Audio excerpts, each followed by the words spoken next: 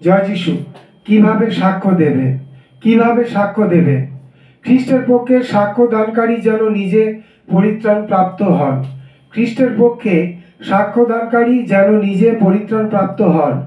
আপনার নতুন বিশ্বাসের এবং জীবনের পরিবর্তনের সাধারণ ঘটনা সহজভাবে বলুন। আপনার নতুন বিশ্বাসের এবং জীবনের পরিবর্তনের সাধারণ ঘটনা সহজভাবে বলুন। যে প্রার্থনার উত্তর আপনি পেয়েছেন সেগুলি সম্বন্ধে বলুন। যে প্রার্থনার উত্তর আপনি পেয়েছেন সেগুলি সম্বন্ধে আপনি বলুন।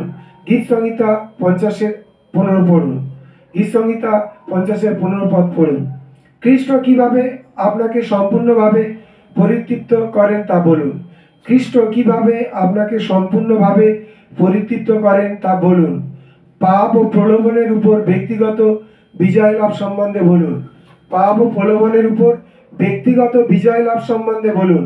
বাইবেল থেকে আপনার প্রিয় পদগুলির বিষয়ে বলুন।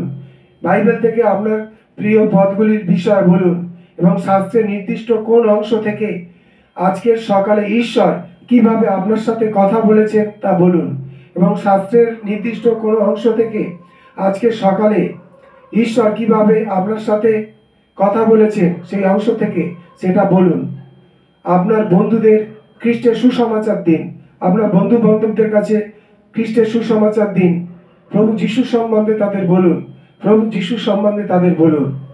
আর খ্রিস্টকে স্বীকার করার পথে বাধাসমূহ, খ্রিস্টকে স্বীকার করার পথে বাধাসমূহগুলো হলো মানুষের ভয়, মানুষের ভয়, লজ্জা, অপবিত্র জীবন। মানুষের ভয়, লজ্জা, অপবিত্র জীবন।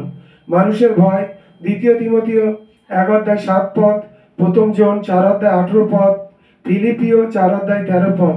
লজ্জা 2 তিমথিও 1:8 পদ, অপবিত্র জীবন 1 জন 1:9 পদ। জয় যিশু।